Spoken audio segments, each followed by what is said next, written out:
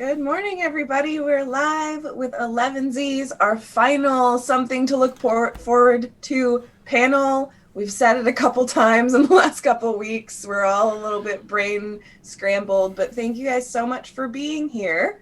My name is Jamie. I'm going to be moderating today's panel on rituals for saying goodbye to 2020, and I'm going to actually have my guests introduce themselves. Let's actually start with a familiar face to most of you, Gray. Hi, I'm Gray. I am the executive director here at Worldbuilders, but in a past life, I did a lot of work in public speaking and organizing conventions, particularly kinds called open space facilitation, which had to do with creating events that were driven by the people that attended as opposed to some external force. I also, for 7 years, wrote a self-help blog and wrote on some other places. You can find that at lovelifepractice.com, and also appeared in places like tinybuddha.com. So that's where a little bit of the, hey, Gray, why don't you come talk about rituals comes from. So that's me. Absolutely. Another familiar face. I guess everybody could be somewhat familiar. We've got wonderful folks here. Let's go with SL. Hi everyone, I'm SL Huang and I'm a science fiction and fantasy author. I am the author of the Cass Russell series, starting with Zero Sum Game, which is a series of action thrillers about an anti-heroine who can do math really, really fast. And she uses it to kill more people than is strictly polite. And I also am the author of the fantasy that just came out, Burning Roses, which is a half Chinese, super queer, Red Riding Hood is a recovering assassin fairy tale remix. So yeah, I write a bunch of stuff. I talk a lot. That's me. Awesome. And Valerie. Hello, I am Valerie Valdez. I'm author of Chilling Effect, which I also am like, wait, I do have a copy this time because a lot of times I don't.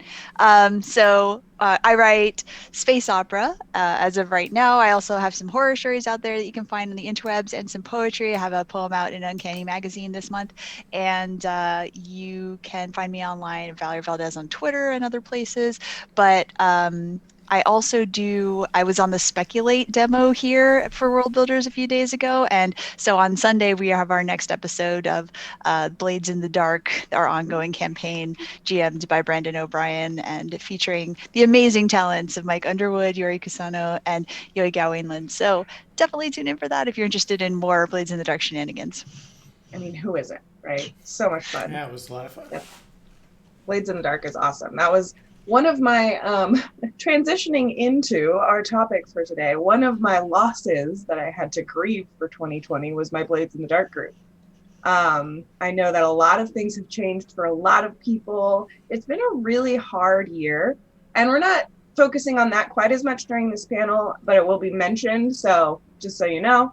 But we're mostly going to talk about how we as individuals, professionals, creatives, sort of process that kind of thing and our different rituals for doing so. I find ritual to be kind of a loaded word depending on who's receiving it. I don't know if you guys feel the same, but how do you personally mentally define like what a ritual is? Anybody want to jump in? I can jump in because in my head, I couldn't help myself going, I wonder what questions I would ask on this. And the very first question is exactly what you just asked. Yep. I actually have spent a lot of time talking with people about the differences between habits and rituals because they're flip sides of the coin. And so I think of a habit as something mundane that you do without thinking about it. And a ritual is something that you do and pay inordinate more attention to it than it normally would take. So they're kind of the opposite things. If you do it without thinking, it's not a ritual. A ritual has to have intention behind it. That's a pretty great definition. Anybody else have their own specific? You know, it's so funny that you said that because my immediate thought when Jamie asked this question was, I don't know if I have rituals, but I do have habits. Do those count? and that's actually something I've been working incredibly hard on through this year that shall not be named, is habits. And there's something that I feel like I keep trying to remind myself because it's so healthy for me. And like absolutely with the acknowledgement that not everything works the same way for everybody. But instead of this like dichotomy between goals and like habits or routines or day-to-day life, and like so much this year has gone so wrong in ways that none of us can control.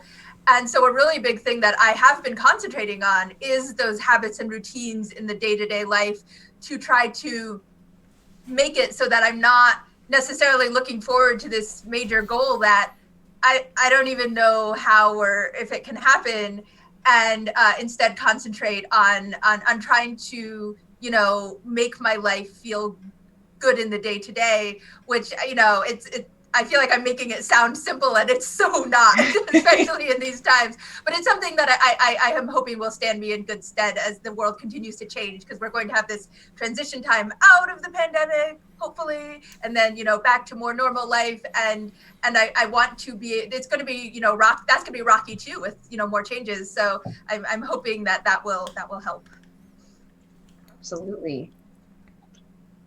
Valerie, what do you have? What are you thinking on? I was thinking a lot of the same things that have already been said as usual. That I too also have a lot of habits that I've come to develop as kind of maybe coping mechanisms, and also ways to encourage myself and kind of hype myself up to get things done on the days when it is not easy to do so.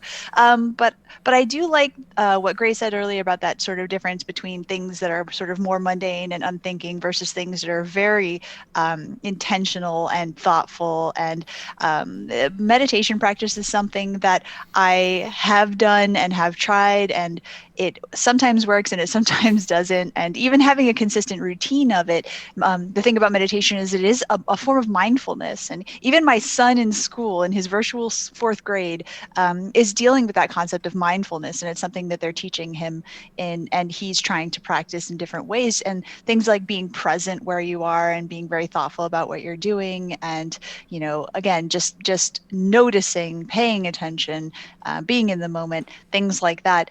But ritual for me, it seems to connote a little something beyond. Again, it's that intentionality, but I don't know if theater is the right word for it, but just some sort of motions, activities, thoughts that you're doing that are outside of the mundane. They are special, they are different, unique, and that you are doing them for some specific purpose, basically. So yeah, just echoing what other people have said, definitely.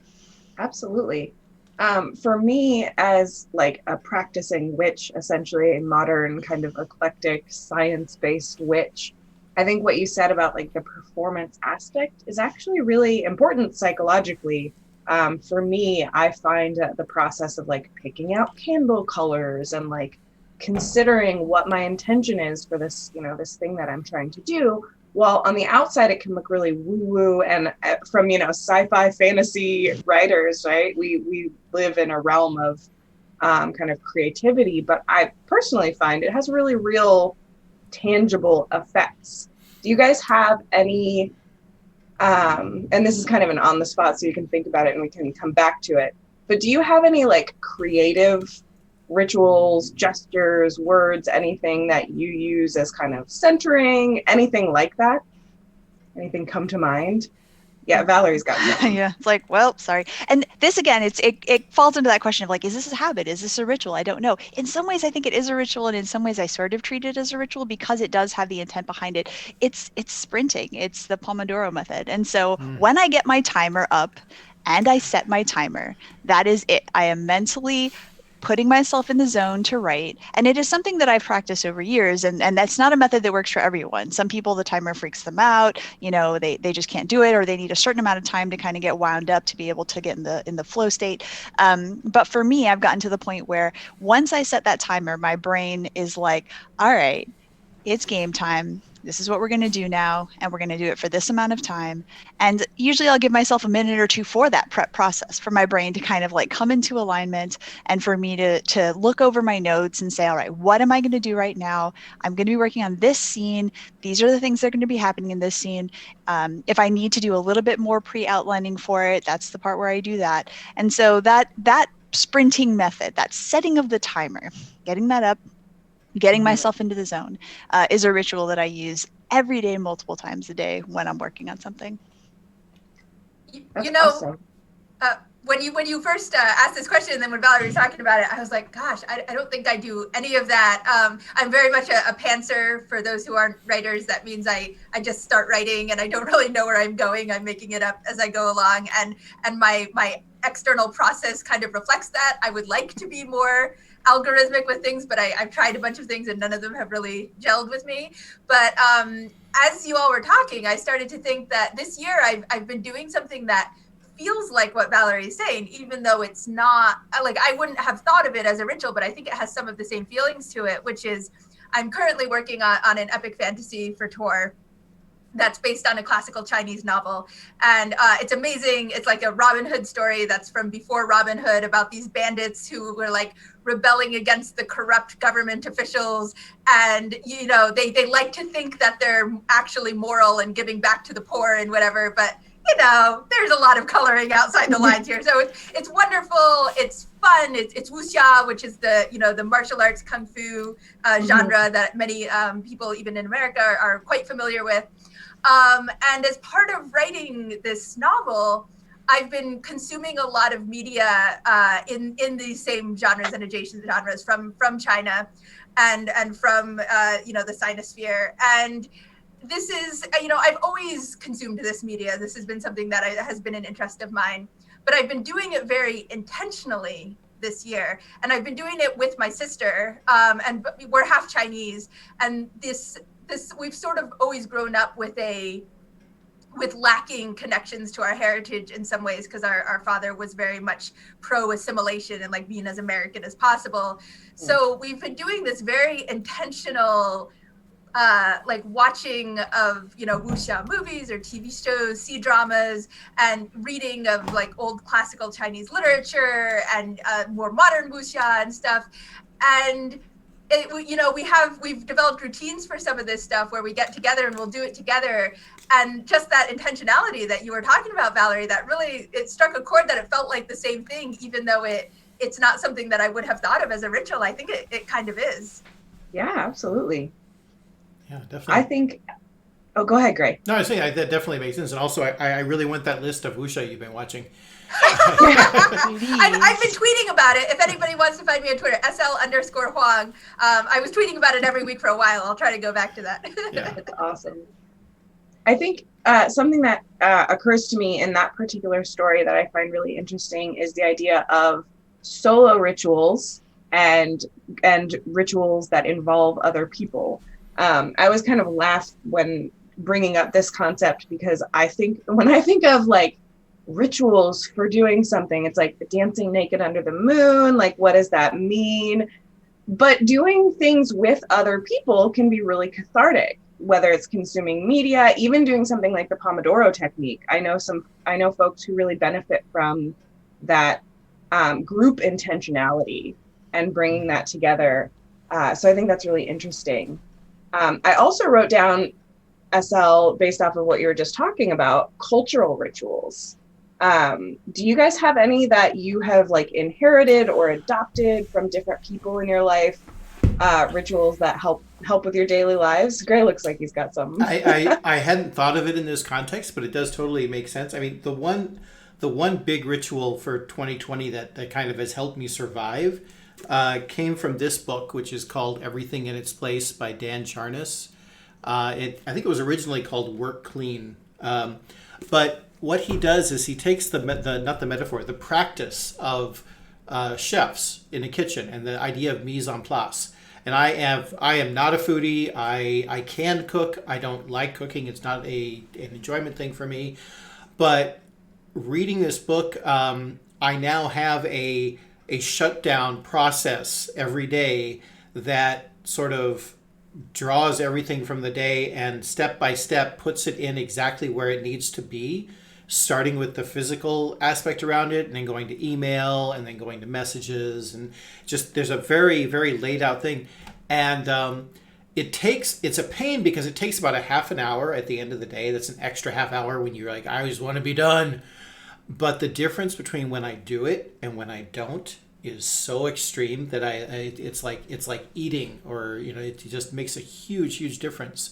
And so drawing from and it is directly, everything has its own little an allegory in the world of fine cuisine and chefs and training and things like that. And I would be the last person I would expect to want to read a book like that, but it has completely changed things. And they have, they call it the daily me's. Like at the end of the day, I do my daily me's, and it just changes everything. So that's definitely a thing that I don't think appropriated is the right word, but definitely Adopted. Adopted, yeah.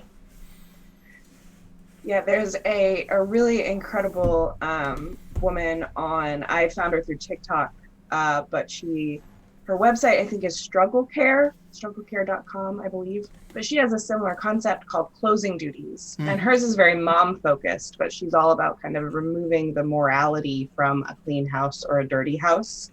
Right. Care tasks are morally neutral is her whole thing. And she emphasizes the mental health benefit of what you're talking about, Gray, that once you've done your closing duties, you can allow your brain to shut off in a different way than if you're still kind of thinking about the end of work, if you're still, glancing at your desk.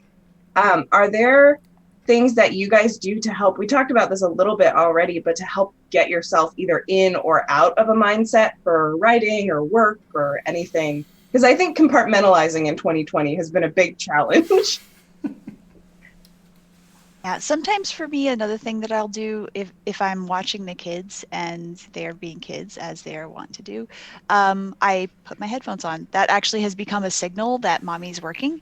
And whether I put on white noise or some kind of loud music or something, it depends on my ability to screen out the background noise. Again, I, over the years, have trained myself to write with noise going on around me to the point that I can write in silence. It doesn't trouble me to do so. And I know, again, everyone is different, so everyone has to kind of find their own place for that. But for me, some days I'm really good about just tuning them out and it's not an issue. Some days I have to have some kind of noise to literally drown out whatever they're doing, watching some loud TV show or something like that. But just the act of putting the headphones on is a signal to them and a signal to me that we are distancing ourselves even though we're in the same space. And so that's another kind of routine ritual that I go through. Again, with intentionality. The intent is mommy's working. So if interrupt only if there's an emergency and you really, really need something, like go to the bathroom for the toddler. Yep. Important things. Yeah, this is something I struggle with for sure. So I'm not sure that I feel like I shouldn't be giving advice on it because like it's definitely something I keep trying different things and some of them work and some of them don't. A couple of things I find have really worked to help me separate out work is I do have a separate workspace. I have an office and I have a separate work computer, which I know sounds like ridiculously privileged. It's I got a new computer as a gift, and my old computer, which is like 7 years old now, I still actually just use as my play computer, and I use my new computer only for work. And it's made a huge difference. Like I never would have expected that or like sought that out on my own because like who gets another computer just to have a separation like that? But it's helped a lot for me. And you're making a face. I know tons of people with tons of computers, but like who just would do that? Oh no. No. I am tech adjacent. I went to MIT. So many of my friends have like a dozen computers, but like I've never heard of somebody doing it just to like help a mental tick happen, right? Like that seems like so valid. Yeah. It's like one of those things that like felt very like weird and wasteful to me at first, but has helped so much. And I recommend if you're in a position to do that, trying something like that with equipment or space, which I know space is at a premium for, so many families suddenly with multiple people working from home. It can be really hard, but those things have really helped me. So literalizing that as a writer, I have different notebooks for different projects. And this may sound silly for some people who are like, but why though? But so my Ava notebook, Space Cats, as you probably would guess.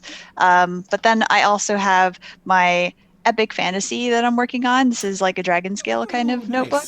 And I'm working on a sort of like faux secondary world regency. And this is like a sparkly Yeah. I And love so that. I love choosing notebooks that align with whatever it is that I'm working on thematically in some way, or just in terms of the emotions that it calls to mind as I'm working on stuff. And so that's another kind of distancing and separation thing that you can do potentially. If you just have a different notebook for each project, it can be kind of wasteful because are you really going to fill an entire notebook for that project? Maybe, maybe not. I don't know. But it just the act of doing it is a way of being like, so if I'm going to work on multiple projects in a day, I'll be like, okay, I'm switching notebooks now. And then that lets me kind of separate from one thing to the other. Absolutely. That's kind of funny. I definitely. Go Oh, go ahead. ahead, Greg. Go no, you go ahead. Oh, I was just going to say that intentional choosing is what I was referencing earlier, and I think it's so it can almost feel childish of like, I have this sparkly notebook. Like there's a bin of notebooks right there. And I have my shadow work notebook, which has like a matte gray cover. And I have my child work and it's got like sequins on it. And that really can be gratifying. Yeah, yeah. It's like you found the right one for the project and then you can begin. I don't know. Yeah. Are you going to say, Greg? I was going to say I have a similar thing with every morning. One of my rituals for getting going in the morning is journaling. And so I have a special notebook for the journal, do the morning pages thing. And I have a special pen that I use for journaling. Mm-hmm. And sometimes even special ink. But then when I shift to work, it's my work notebook, which is in front of my keyboard, and it's a different pen. You know, it's a special pen for that. So this is like my I'm working pen. At the end of the day, I never use this pen for anything else. I have so many different things. And along with what Lisa was saying is that I have different, like there's an area, I'm lucky enough to have a room that is just my own office. So I have a desk for the work stuff, and then I have a desk for my journaling and hand lettering stuff. And then way over in the corner, I have another computer that is my personal computer for my personal projects and stuff. But then behind me, you see I have a reading area, which, you know, I'm trying to emulate. I'm trying to emulate Picard's study from the Star Trek series Picard. Like that's my ultimate goal, is to have that particular study. But failing a holodeck, I do what I can. Somebody wanted to know about ink too. Mont Blanc, lavender purple. Oh, I'm so jealous. That's high end stuff. That's some good stuff. That was a treat to myself. We've got pen geeks in both chat and and video. See, next year we'll have to do a pen panel. Noodlers. Yeah, I think this is psycho. I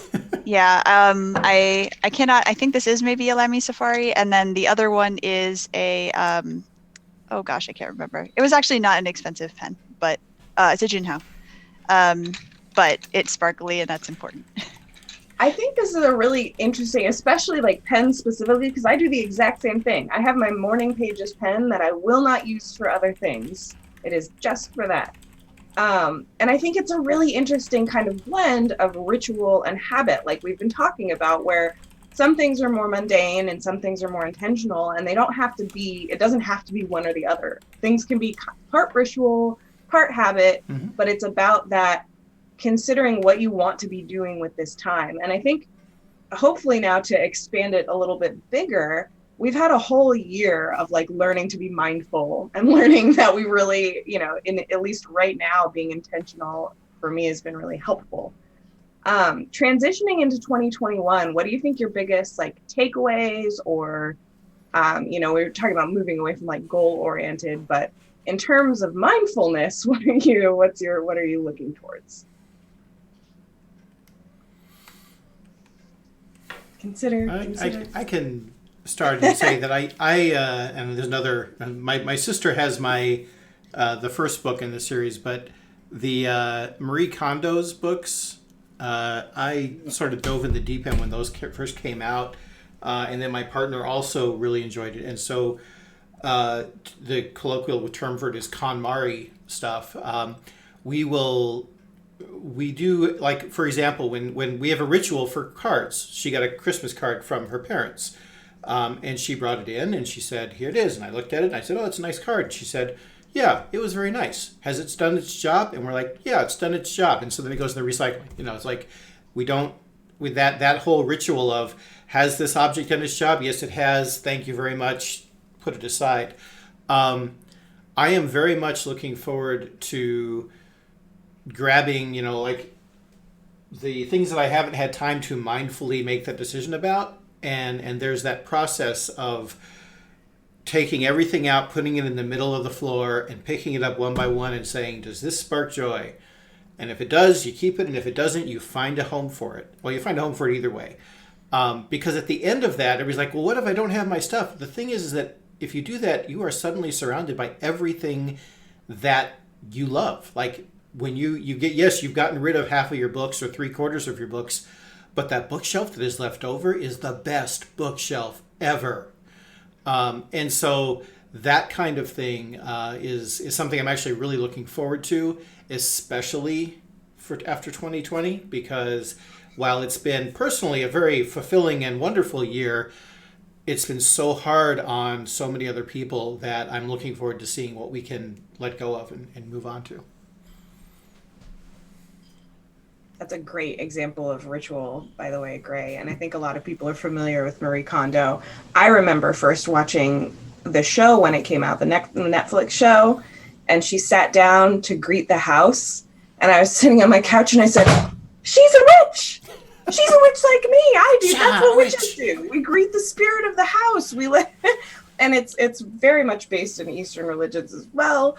But I think that adopting some of these more metaphorical practices, I encourage even our very pragmatic minded community to kind of let yourself play, let yourself be practical with it, but also, bring in those, does this spark joy questions for sure. And there is science to it, right? Because we don't really know how the brain works. We're like really bad at, I have friends who are like actual academics in this area, and we don't understand how all of our psychologies work, how all of neurology works. So, it's a little bit empirical. We're trying this thing and we're saying, does it affect the chemicals in our brain in a way that ends up working? Yes, it does. Okay, I'll keep it. That's the scientific method. That's empirical. Absolutely. Mm-hmm. Absolutely. So that's what I try to do is we call it trial and error, but it's also it's science. It's saying, okay, I'm going to try this set of things, and like this is ending up working. So I know something's happening,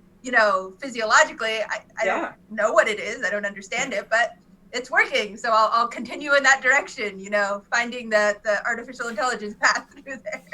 Yeah. Yeah. One of the reasons I used to teach a lot about this idea of being a bridge between the woo-woo and the cynical community. And there's so much science about the way our brains work and the brain chemistry. It's like this whole idea of mind-body dichotomy is false.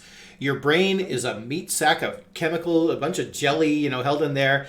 And if you think that it's not affected by these things, you are ignoring things like the placebo effect. And one of the advantages about ritual is that it can help us by making us more mindful. It can help us, I won't say circumvent, but it can help us become more aware of our cognitive fallacies and our implicit biases and things like that, because suddenly we are paying attention to things and noticing them.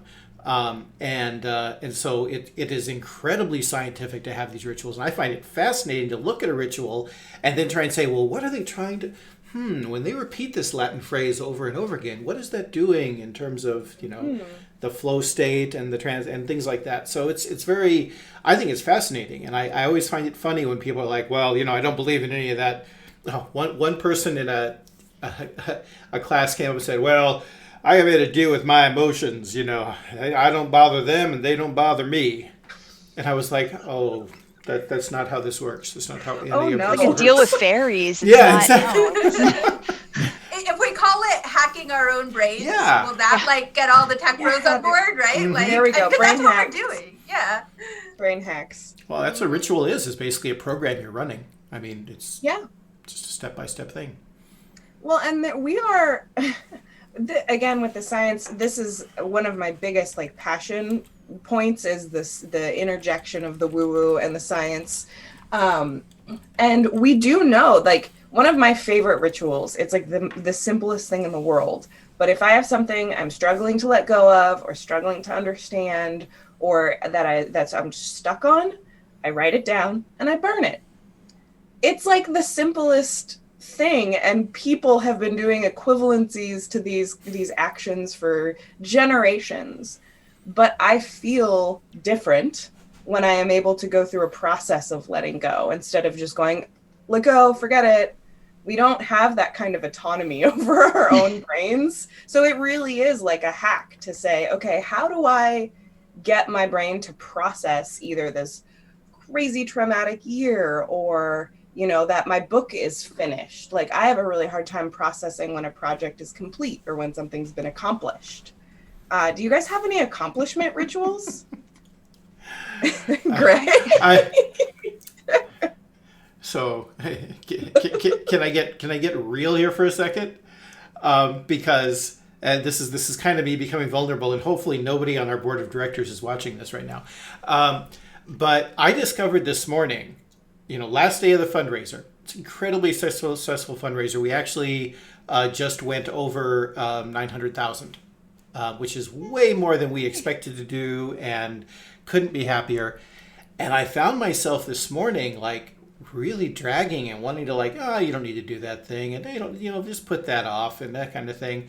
And I recognize that it's like there's a part of me that wants to get almost to the finish line and then deliberately trip myself up and self-sabotage that way. And so, our graphic designer says, what do you mean by finish something? So there's that tendency to self-sabotage. And I realize that what I need to do, the ritual that I need to have at the finish point is to find a way to very carefully and meticulously and mindfully make sure I don't skip any steps and I do not let that last end just fall off. So that is interesting you put it that way, because I was just saying to Natasha this morning, like, I need to make sure that I don't mess this up in the last day and a half or whatever. That's a really astute self-observation for sure. I will add to that. So I've been doing NaNoWriMo for 17 years now. I'm an old. Okay, but like as I've been doing that, I've found that there are sort of two groups of people who come to the end of NaNoWriMo. And you have the one group that slows down at the end and sort of loses the momentum and inertia that was carrying them through the month. And then you have the group that speeds up at the end. And so those are kind of the two different kinds of people. And in some ways, it's important to know which kind you are personally so that you can try to take advantage of that. But speaking to what Gray was just saying, that is absolutely this thing, this friction that occurs as you're approaching the end of a project. It happens to me a lot of times with video games, where the closer that I get to finishing a video game, the less I will play it, because then it's over. And there's this sense of finality and disruption and kind of a hangover too. And it can happen with books, it can happen with movies, it can happen with TV shows. I find that it's usually the things that last longer. And so finishing a novel, I know some folks who have been like 5,000 words from the end of their novel for a month. And it's like, it's kind of painful to watch because, oh my goodness, you know, these are people that were writing 1,700 words a day and without breaking a sweat. And yet they just can't get past that final hump because then it's over. And so I think it is really important to have some kind of closing down ritual for that purpose, some sort of celebratory thing that you can do for yourself, something to look forward to at the end of it so that it's like a treat, a goal. But also, as Gray was saying, is you can bring it down to like a very strict regimented schedule for yourself in order to kind of force yourself to do those last steps. It again depends entirely on personality, how you approach these things, but that's a very real thing that happens as you approach the end of a project. That friction, that fear of the termination of it. Yeah. I suck at this. I suck at this so much. I was a theater nerd growing up, and we called this post-show depression, like, because, you know, plays are really, really intense. And those last couple weeks where everybody's like working way into the night, like finishing the sets, doing tech rehearsals, like getting it all to come together on opening night. It's like a pressure cooker, but it bonds everybody, you know, and then we do the show and the show's over and it's like, what? Where's the thing, you know? And so I totally know what you mean, Valerie, about that sense of hangover. And like, since that was my cultural touchstone for this feeling, that's always how I've compared other accomplishments in my head. Like when I finish a book or it gets published or something, I'll be like, oh man, I have the post-show depression again, even though it has nothing to do with theater. But I'm one of those people who speeds up at the end. And I'm really, really bad at like ritualizing accomplishments. People will even ask me, like when I won the Hugo this year, like everybody was asking me what I was going to do to celebrate, and I didn't have like any answer. And I need to be better at this, because like I notice it affecting me that I don't have what you're talking about. And unfortunately, my friends got together and threw me a surprise party for that. So like good friends, definitely helpful. Yes. But something that I find is having other things in my life really helps. So it's not just always the one thing that is like having this roller coaster, that even if and basically this is a mitigation for me not handling it well. Like if as long as I have things so that it's not the only thing, I do better, because I'm never I invested in that. So like having other things in my life, having good friends who will help me celebrate even when I am bad at it. And that goes for like other accomplishments too. Like my family's so much better at being excited for me than I am. And that helps me, be excited for myself. Like, and I'm terrible at this. Don't take this as advice, but like, this is how I try to sort of mitigate my lack of ability in that area. Micron in chat put it really well. Ritualizing happiness makes it easier to allow yourself happiness. I think that's there's a lot really of truth true. to that. I have an example of that actually. What you're referring to, I'm also come from theater, so I know that feeling really well. Also, when I would facilitate an open space, it was always it's a very wonderful feeling, but it's very intense, and you're on for like 48 hours. And I come to the end, and we would call it con drop. It's convention drop. And so we had to. I mean, for me particularly, we come with our own recipes for how to do it. And I know for a fact that at the end of something like that, and I probably should do that for this as well, I need to have a very greasy, bad for me meal like barbecue or a big decadent burger or something, a hot fudge sundae. And I need to watch in as immersive an environment as I can some big Michael Bay kind of explodey, gun shooty movie or something like that. And, I'm like, I did this for, over a decade. And it got to the point where people would, I would travel to LA and my friends would be like, okay, so here's the venue, here's the people, here's the stuff. And then afterwards, we're going to this restaurant with the barbecue and we have this ice cream sundae. And then we're going to this IMAX theater. And, they would plan that in there. So, yeah, I think it's not just the ritualizing, but having friends who know the ritual, because you don't always have the energy to do it at the end of it. So that helps out a lot. When I was doing Ren Fair a long time ago, at the end of every at the end of every Ren Fair, there was a band that would come on and they would play Health to the Company, and that was our kind of like closing down ritual for the end of the Ren Fair, is everyone getting together. And this was by the point at which the patrons were gone, and so it was just cast members and whatnot, and we would just all get together and have a big sing-along of that, and that would be the last song, and then you close it down, the band would leave, everyone would finish cleaning up, and that was the end of that. And so, that kind of thing where it's like, like Gray was saying, have a movie that you're going to watch, a meal that you're going to eat, a song that you're going to listen to, just some sort of closing down thing. And you think about like the end credits for movies, it's literally what they're doing, right? They have the closing song. And so as soon as that comes on, you're like, yes, the credits are rolling, the music is playing, this movie is complete. And so, of course, now the post-credit teasers and stuff that happen are a disruption of that ritual in a way. And they themselves become a ritual, so that for certain kinds of movies to expect that there's going to be a post-credits thing, and then you're going to stay and you're going to wait for that. And that is kind of integrated into it. But otherwise, that kind of thing is something you can do for yourself. You can pick a song that is your end song. You can pick a song that is your intro song, too. You can have your intro and your outro. So when you're going to start working, you can play one particular song. When you're finishing, you can play a different song to shut it down. But thinking about it in those terms, just having a thing that is your opening and a thing that is your closing, it can be really helpful. And that's super scientifically based, that those kind of practices, our brain loves habits like that. And there's all sorts of different scientific principles and discoveries that point to, ring a bell, drool, right? Like as humans, we can train ourselves to say, okay, I've got my workspace set, my brain will automatically click into a work mode. Again, the hacks, right? And you can do that for mental health. You can do that for creativity. You can do that for social time. Socializing, I love seeing people, but it's really draining for me. Something that you might not know, this is kind of pulling in the more woo-woo side of it, but you will see a number of people, even outside of the known religions, like hijabi women, but a lot of people actually veil their hair because it is a practice of protecting your mental energy.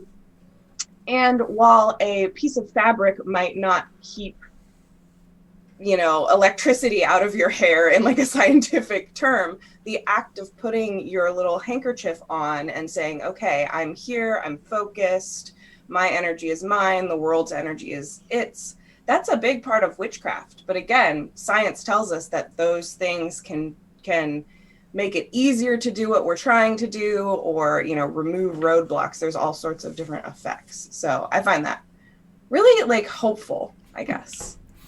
I used to call that shields up.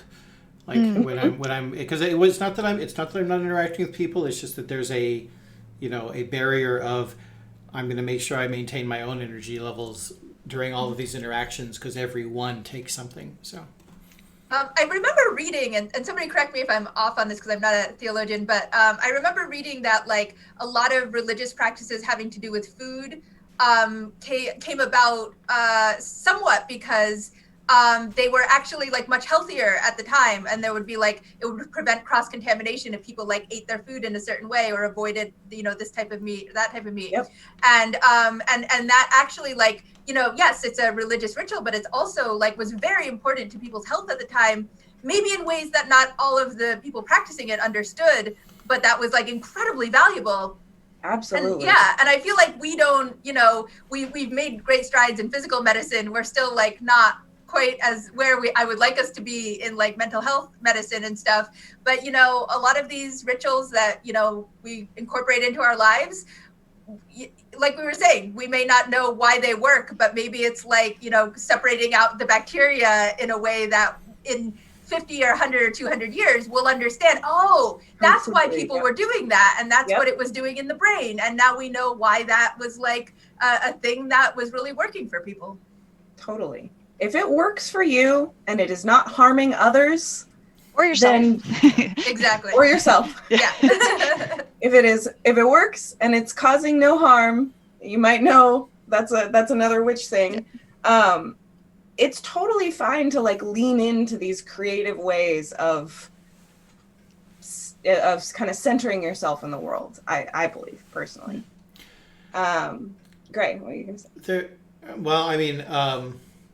There is one kind of big sort of ritual that I came up with a few years ago, actually, that I try and do on a regular basis. And it came out of, I was talking with someone, and I said, I'm a simple man of peace. And they laughed really, really hard.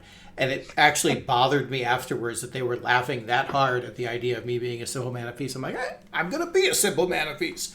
And so I have this thing. Fight rituals. Yeah. Well, what it does is I take some time from like midnight on Friday to like Monday morning, if possible. Sometimes you can do it, but it's best to have a long one. And basically I try and go back to the 18th century. Like, don't use anything. I do allow myself to tell my computer to play me music, but I don't have to actually speak it. It's like I have a magic genie that can play me music.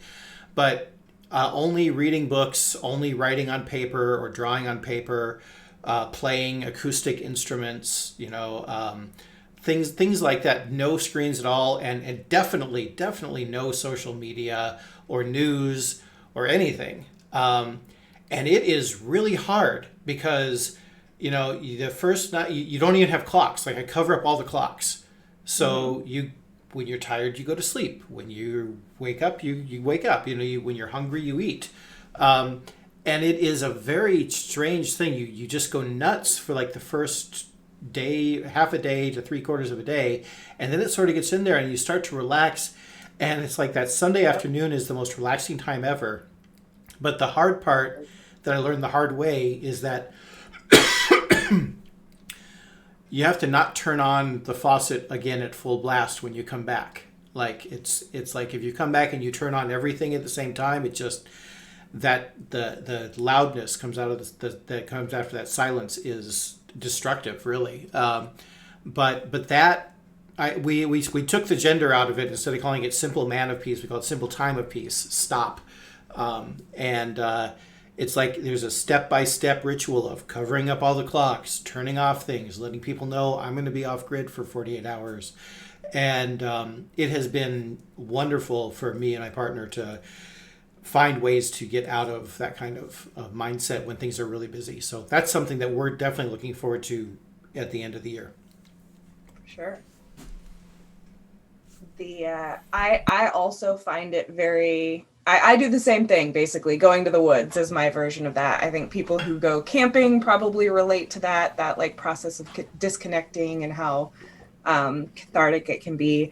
It also makes me think of end of year rituals. And I think a number of people in our community, at least those I talk to, might not relate as much to traditional end of year rituals that are either religious in nature or commercial in nature.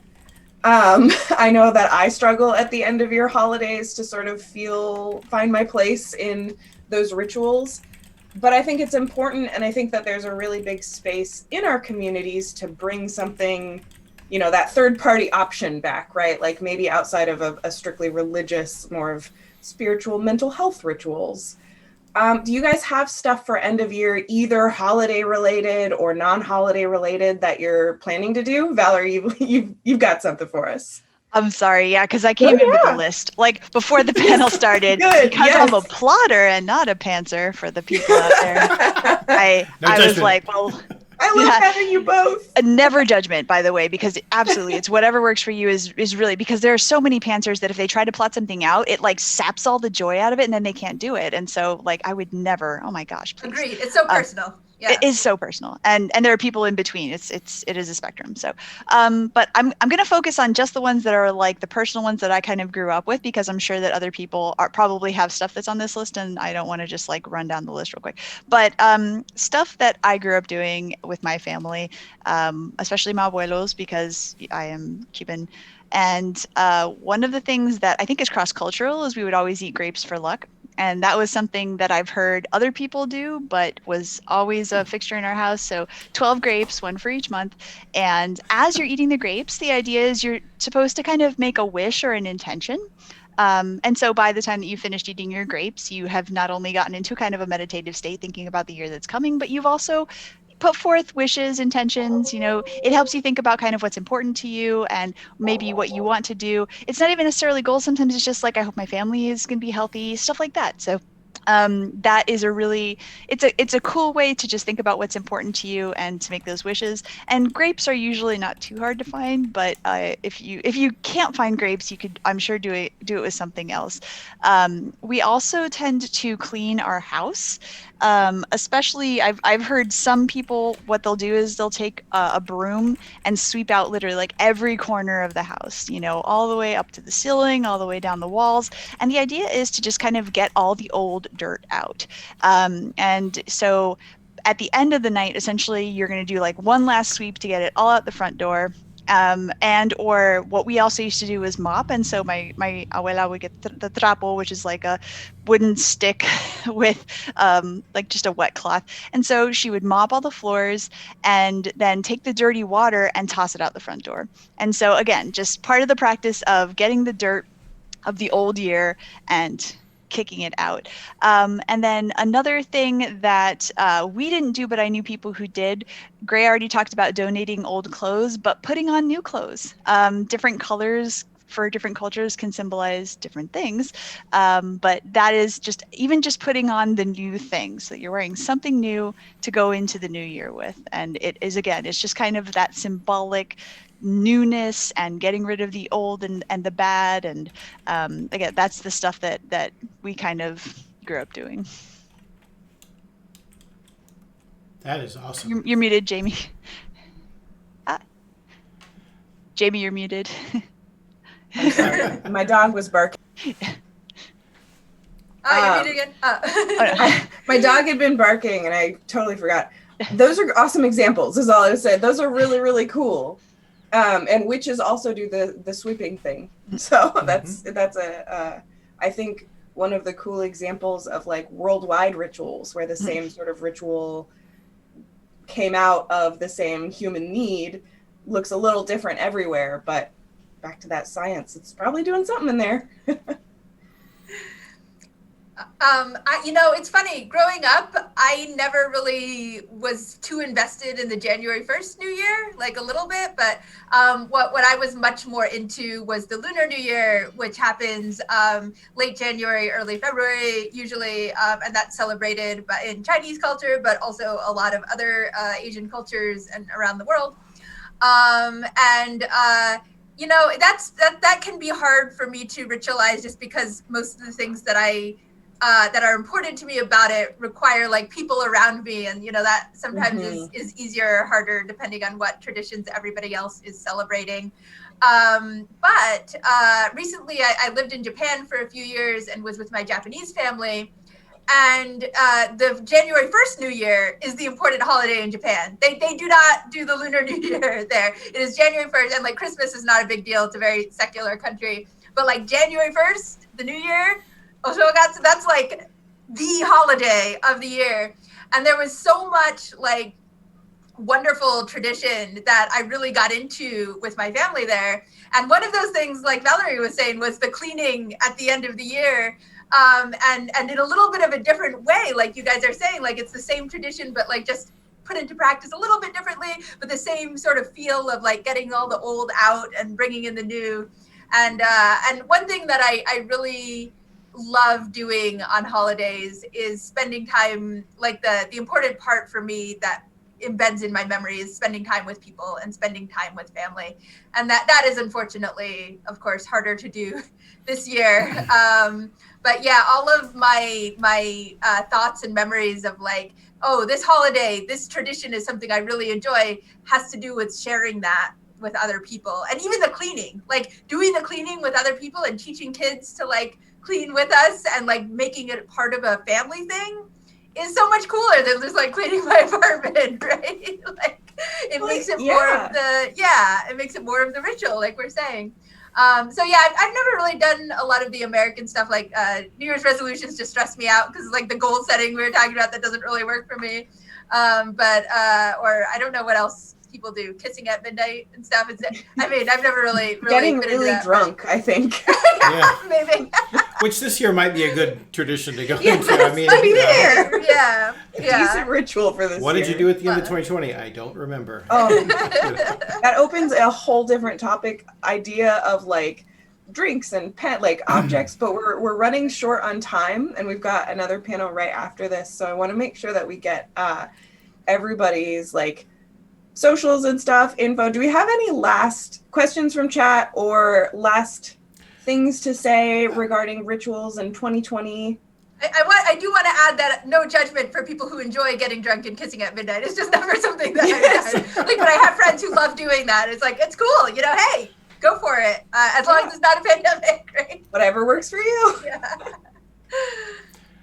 I'll just say that the thing about rituals that I think one of the things that I've learned is that they come best in the liminal spaces, the transitions, the spaces in between things. That's a good place for a ritual, but also that it needs to kind of grow organically out of what resonates with you. That if you just say, oh, that sounded like a cool ritual, I'll do that, and you just slap it on. I mean, it might work, but it's more likely that some parts of it will work and you keep those parts and you make the rest of it your own. Absolutely. And I'll add, sorry. Oh, go ahead. I'll add onto that very similarly, and I think we've mentioned this before a few times. These all are so personal. Like our brain chemistries are all so different, right? And we're thinking about that idea of doing what works for us. And try stuff.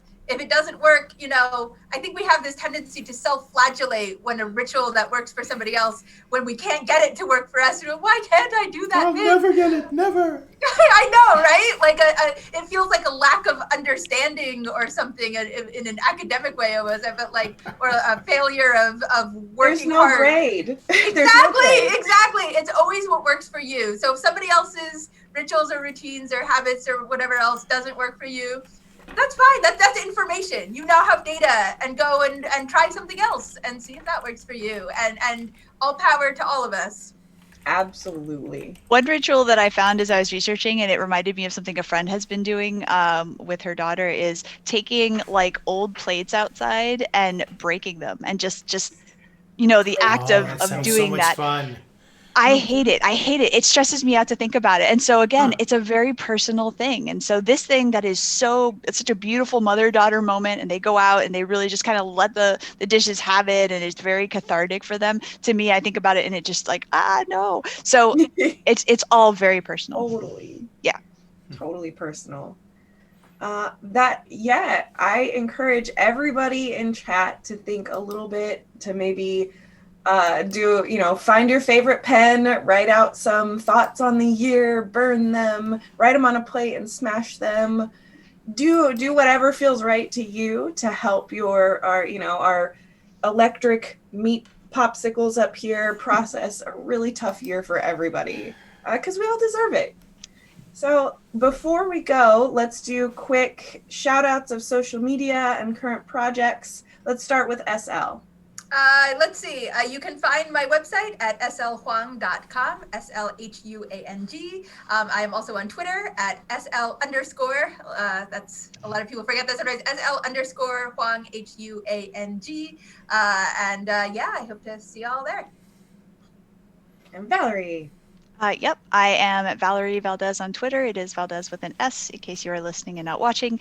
My new book is Prime Deceptions. That's out now. I'm working on the third book, Fault Tolerance, which should be out in 2022. And if you hit me up on Twitter after that, I'm going to probably type up this list and post it. So if you want more random rituals, then I will be putting that up soon. Yeah.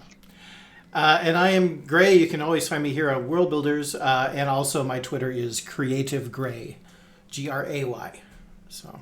And I'm Jamie. I go by Amity Jam online in most places. And again, thank you all so very, very much. And really, thank you for an amazing fundraiser. All of the 11Z's panels were so much fun. I know I speak on behalf of Gray and the whole team at Worldbuilders. Thank you to our panelists. Thank you to those in chat.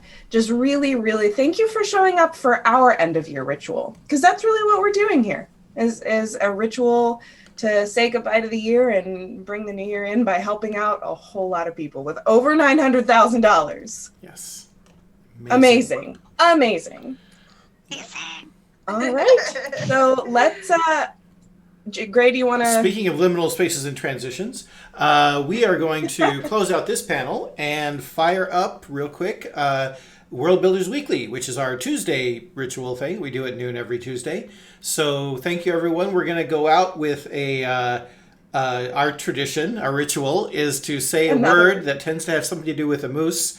And when we see it in chat, we'll know we're off stream. So here we go. Ritualamoose. Let's see how you spell that. Yeah, let's see you spell that. Ritualamoose. Moosey goosey. Close enough. Close enough. See you all in a little bit. See ya. Oh my goodness. I have to stop streaming.